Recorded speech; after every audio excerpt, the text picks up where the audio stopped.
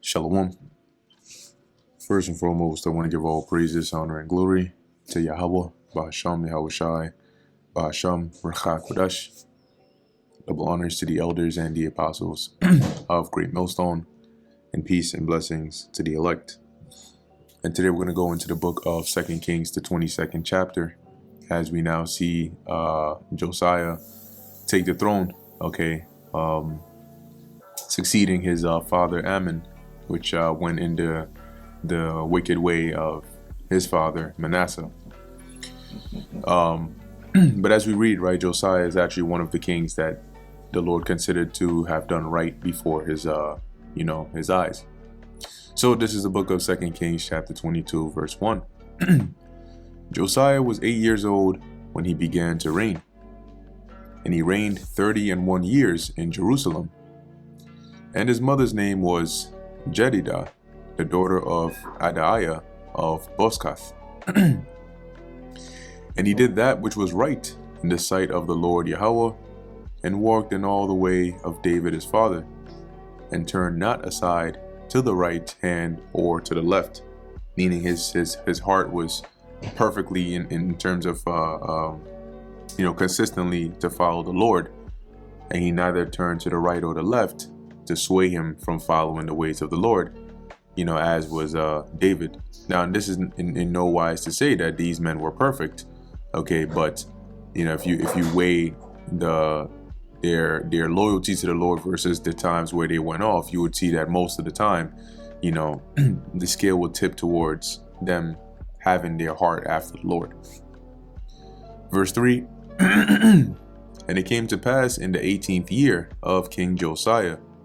So now, when he's 18, right, that the king sent Shaphan, the son of Azaliah, the son of Meshullam, the scribe, to the house of the Lord Yahweh, saying, Go up to Hilkiah the high priest, that he may sum the silver which is brought into the house of the Lord Yahweh, which the keepers of the door have gathered of the people. So basically, when Josiah turned 18, he's like, because keep in mind, right, there's even going back to, I think it was Joash, right, the king who was hid when he was young, when his mother or his grandmother, I believe it was Athaliah, was slaying all the royal heirs so she could reign, right? That King Joash of the southern kingdom, similar to how during his time there was mention of like the money, the sum, right? There was a certain amount that was coming from the people, whether it's alms or collections or even the tax, right? And it was going to the priest, right? And then by Joash's command, the priest stopped receiving it so that they could then repair the house of the Lord, right? So here, similarly, the keepers of the door, which gathered of the people, right, the amount of money that the people brought, they would Josiah's order here was go and get the total amount, find out how much it is, and let's keep going. It says, and let them deliver it into the hand of the doers of the work, that have the oversight of the house of the Lord Yahweh, and let them give it to the doers of the work which is in the house of the Lord Yahweh, to repair the breaches of the house. So get the total sum, give it to the overseers of the work, that they can use that to pay the actual workers so they can fix and repair the temple. Because remember, with the prior kings, right, especially with Ammon and Manasseh, it says, when we read it explicitly, right, they built up the groves, right? Manasseh did that. And then also built altars in the temple.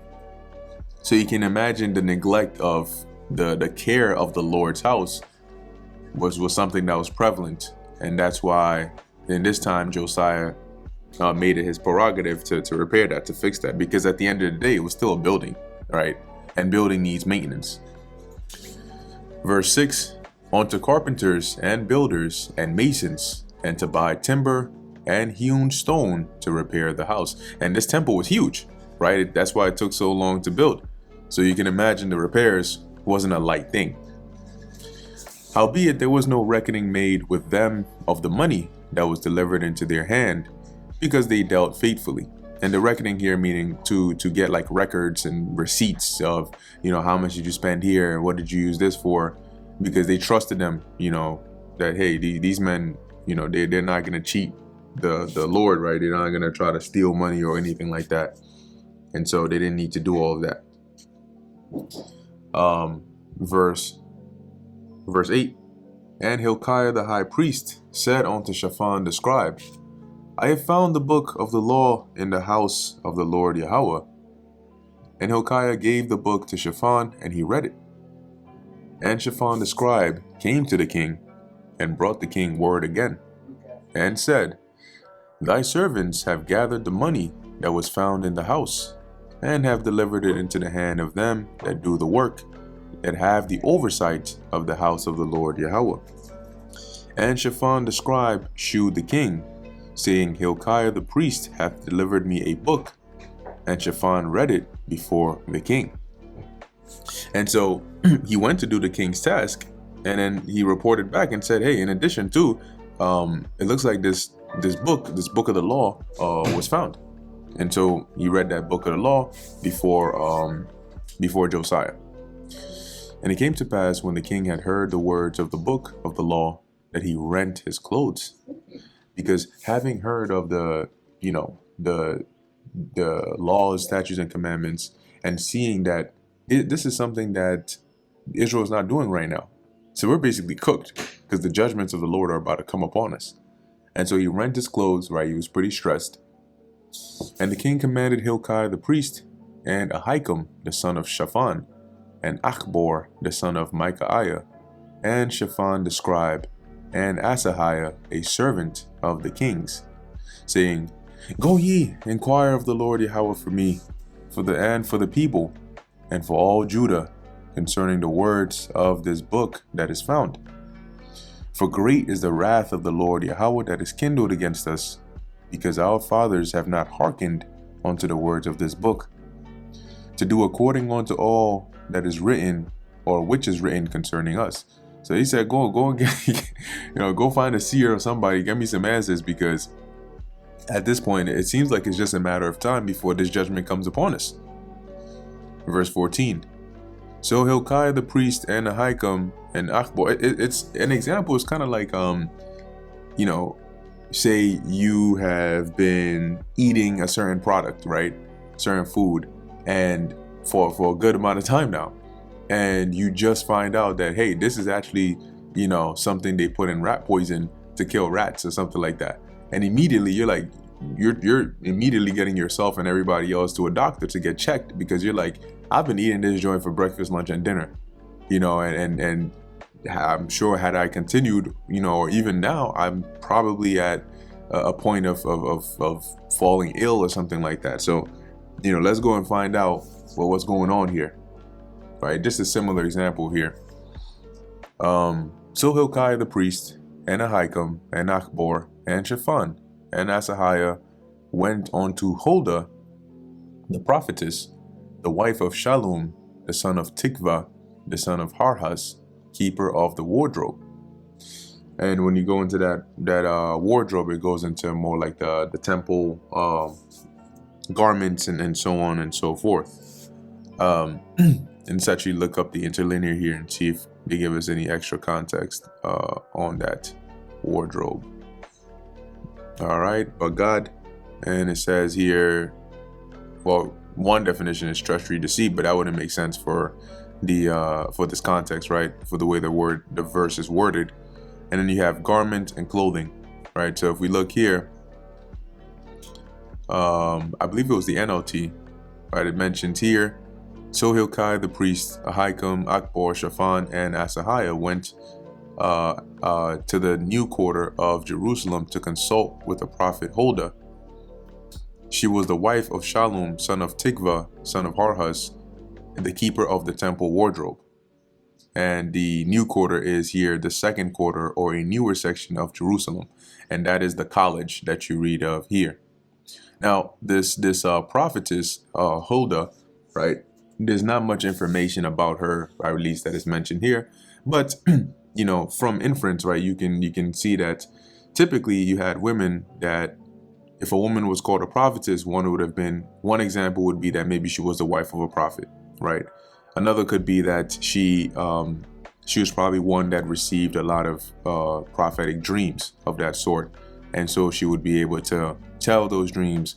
And maybe the Lord even blessed her with a degree of wisdom to understand those dreams, to be able to, give the people information such as Huldah, right? That could be one example case here. Nonetheless, it does not mean that she is a prophet as in the office of the prophets, right? Because technically anybody can prophesy, but it doesn't make them a prophet, right? And prophesy just means you say before. So having a dream of something that would happen in the future and telling that, technically that's a form of prophesying. And an example is King Saul. King Saul prophesied with the prophets, but it didn't make him a prophet. Okay? So in any case, you can imagine it's possible here that Huldah might have been one of those women that the Lord blessed with a degree of wisdom, and possibly maybe even a lot of visions concerning things. And that's why they went to inquire of her to see, what information here there was they could get concerning what was about to happen. And she said unto them, Thus saith the Lord Yahweh, God of Israel, tell the man that sent you to me, Thus saith the Lord Yahweh, Behold, I will bring evil upon this place, and upon the inhabitants thereof, even all the words of the book which the king of Judah hath read. Because they have forsaken me, and have burned incense unto other gods, that they might provoke me to anger with all the works of their hands. Therefore my wrath shall be kindled against this place, and shall not be quenched. But to the king of Judah which sent you to inquire of the Lord Yahweh, thus shall ye say to him, right? Referring to Josiah here. Thus saith the Lord Yahweh, God of Israel, as touching the words which thou hast heard, because thine heart was tender, and thou hast humbled thyself before the Lord, when thou heardest what I spake against this place, and against the inhabitants thereof, that they should become a desolation and a curse, and hast rent thy clothes and wept before me, I also have heard thee, saith the Lord. Behold, therefore, I will gather thee unto thy fathers. This means that you're going to die, and thou shalt be gathered into thy grave in peace, and thine eyes shall not see all the evil which I will bring upon this place. And they brought the king word again. And so, reading this, as we read, we'll find out about how Josiah, which we already went into that. I think we might have touched on that in one of the books around the time of the Babylonians and the death of Josiah. But what's interesting about the death of Josiah is that it almost seemed weirdly deliberate, right? Because the king of Egypt, right, Pharaoh Necho, I believe was the second, was trying to pass through the territory of Israel to go and help the Assyrians against the Babylonians at Carchemish. And Josiah came out against him. And he told Josiah, look, my problem is not with you, right? My God has told me basically I have to go and fight at Carchemish. And the scriptures say that Josiah basically didn't take heed and disguised himself, and then still went to war with Pharaoh anyway and ended up dying. And it's interesting there because, as the Lord mentioned here, he would gather him onto his fathers pretty much before this destruction would come, so that he wouldn't have to see it. So, there is a good chance that maybe Josiah could have lived longer, right, in terms of a natural life, had he not gone to war with Pharaoh and died because of that. And had he not gone to war with Pharaoh and lived longer, he might just have witnessed the destruction that was to come. So it's possible, right, that the Lord put the spirit on him to deliberately go and do that, so that he would end up in that, having that fate. And though Israel mourned, at least he didn't have to then see the subsequent destruction that would come, right? Anyway, we'll get there when we get there. But for now, this is the end of the book of 2 Kings, the 22nd chapter. Lord willing, this is edifying to the elect. In closing, I want to give all praises, honor, and glory to Yahweh, Bahasham, Yahushai, Bahasham, Racha Kodash. And until next time, Shalom.